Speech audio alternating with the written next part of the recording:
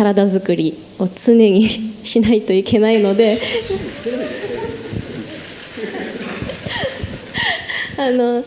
はい、体作りはしないといけないです。やっぱりペア競技なのでお互い負担うるさい。 There's a phrase a wife says to her husband. Oh, shut up. She can't say it to her boss. She can't say it to a senior colleague.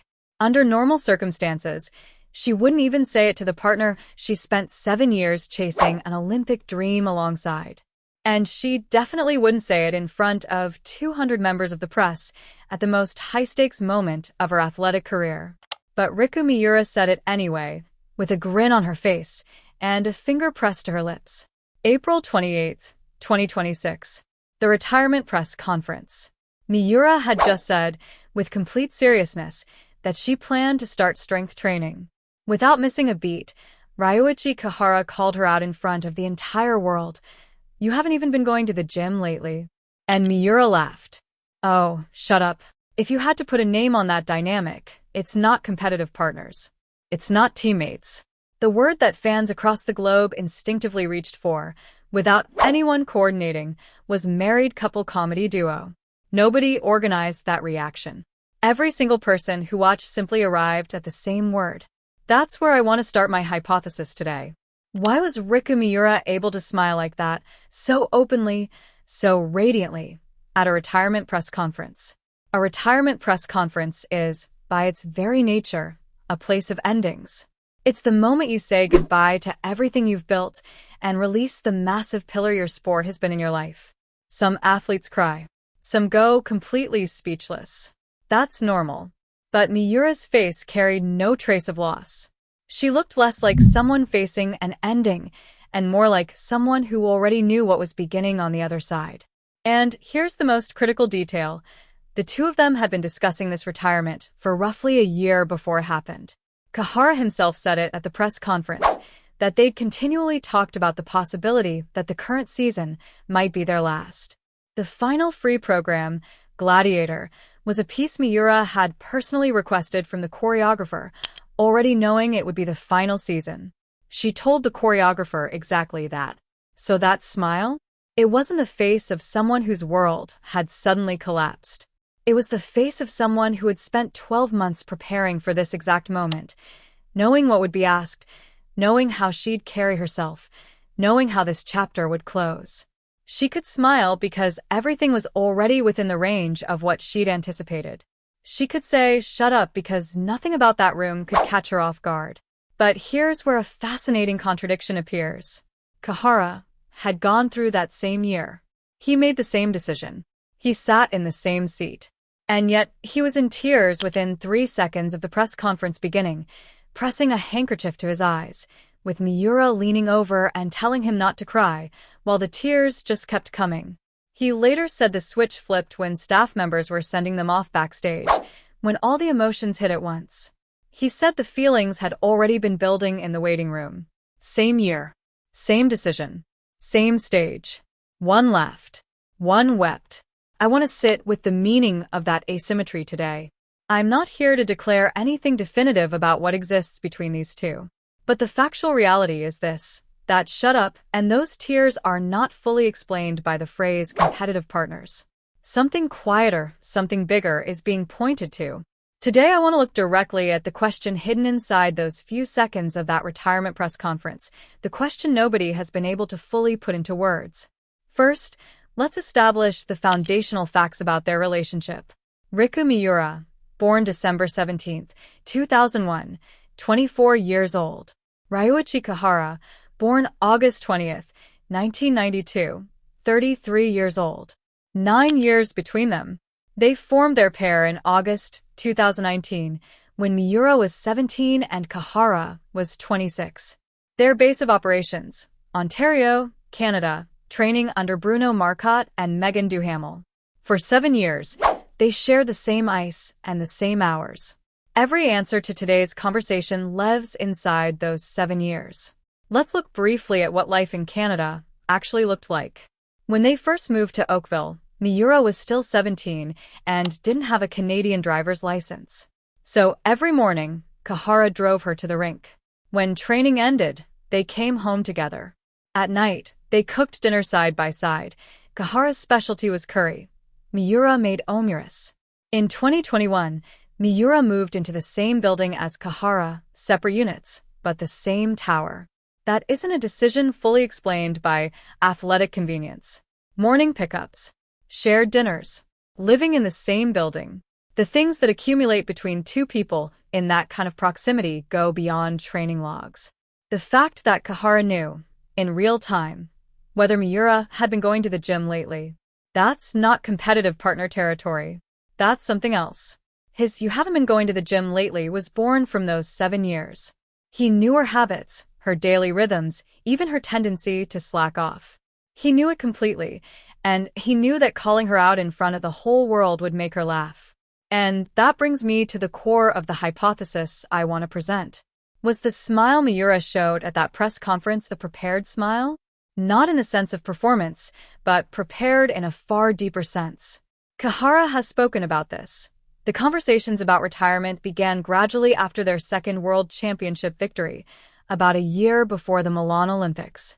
Throughout that period, the quiet countdown toward an ending had already begun between them.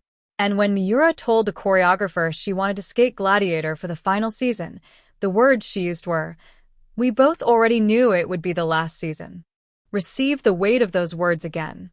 While fans around the world still assumed they had years ahead, these two had already begun their private farewell. When they stepped onto the ice in Milan, they already knew this was the last time. That's why Miura could smile. Because she'd spent a full year doing the emotional work. Because every scenario, every question, every moment, she'd already lived through it internally. The composure she showed at that press conference wasn't the absence of emotion. It was the stillness that comes after emotion has been completely exhausted. She herself said it. "I gave everything I had," and her smile matched those words perfectly. So then, how do we explain Kihara's tears? He went through the same year. He made the same choice. Why was he crying before the conference even properly started? He's spoken about it. He didn't think he'd cry. But when the staff were seeing them off backstage, something switched on inside him. The feelings had already been gathering in the waiting room. He was prepared, and still his body reacted before his mind could stop it. This is where I see a fundamental difference in the roles these two had been playing. Miura had spent this final year as the one who held things together. On the night of the short program at the Milan Olympics, when they fell to 5th place, it was Kihara who was in tears. He described it as an overwhelming shock. And then he said, "Iki-chan was the one who pulled us through that match." At the most critical moment of their Olympic run, Miura was suppressing her own emotions to support her partner. That same role repeated itself at the retirement press conference. Kihara cried. Miura told him not to. Kihara exposed her gym habits. Miura laughed and shut him down. The room exhaled. Things moved forward. That pattern was not accidental. It feels like the silent teamwork that two people establish over years, the unspoken understanding of who carries what and when, the person who supports and the person who is supported. At some point across those 7 years, those roles had quietly switched. The 17-year-old who arrived in Canada in 2019, no license, in a foreign country, with no choice but to follow a partner 9 years her senior, was clearly the one being carried. But the Miura who stood beside a gold medal 7 years later was the one calmly keeping her partner grounded while managing her own emotions. That shift isn't just athletic growth. Something else is in it. The longer human beings spend together, the more completely they learn each other's emotional patterns, what makes the other person cry, what makes them laugh, what words will push them forward. A relationship that deep exists in a different dimension than competitive partnership. Miura had completely internalized Kihara's emotional patterns. That's why she could say, "Don't cry." That's why she could laugh and fire back, "Shut up." That depth of understanding spilled out across the screen throughout that entire press conference. And I want to say something personal here. The moment that hit me hardest wasn't the "shut up" itself. It was the gesture that followed. She raised her index finger to her lips and quietly silenced him. It looked less like a performance for the cameras and more like something directed entirely at him. A don't say another word gesture. I don't know what it was he wasn't supposed to say more of. But in that single instant, there was a quality to it, as though something existed between them that wasn't meant for the outside world. Obviously, this is my subjective read. But the fact that that gesture set the internet on fire tells me I wasn't the only one who felt it. The story of Riku and Ryuichi as a competitive pair has been completely told in the record books. But something that will never appear in the athletic record was etched into those few seconds of that press conference. In the next section, I want to go even deeper into why Kihara cried, why Miura smiled, and why the words, "Thank you for skating with me," carry more weight than any competitive gratitude could hold. During the press conference, Miura read aloud a message she had written to Kihara during the Milan Olympics, a note left in the team's internal communication during the group event. She wrote, "Thank you for skating with me. Right now, we're at our absolute strongest. Trust everything you've built and you'll be fine. Let's finish the way only we can, smiling, the way only we do." And then she added, "I was crying while I wrote it. My feelings for Kihara-san were overflowing." Overflowing. Let's sit with that word. The gratitude toward a competitive partner that couldn't fit inside language. The feelings for someone she'd shared 7 years of darkness and light with, deep enough that she had to write through tears. That is a fact. But the sensation of overflowing, that comes from somewhere that logic and language can't quite organize. When feelings overflow to the point of being uncontainable, I'm not going to declare what emotion that is. I'll simply leave the question here. When gratitude towards someone you spent years beside overflows to the point that you have to cry while writing it, is competitive gratitude alone really what's filling that space? Kihara's words carry the same weight. He said at the press conference, "If Iki-chan hadn't come to me and reached out, I think I would have retired back then. If it hadn't been with Ina-chan, we never could have gotten here. I am truly, from the bottom of my heart, grateful to have found the most extraordinary partner. If it hadn't been with Ina-chan." That phrase erases every other possibility. Another partner. Another path to the top. Another version of the last 7 years. All of it, quietly, definitively canceled out by a single sentence. Can a human being say that about a competitive partner? Of course, some would say yes, that the bond forged through years of fighting together runs exactly that deep. I'm not dismissing that reading. But I don't think I'm alone in feeling that if it hadn't been with Ina-chan carries something in it that exceeds the boundaries of team loyalty. Let me shift the angle slightly. Throughout that press conference, the two of them exchanged glances repeatedly.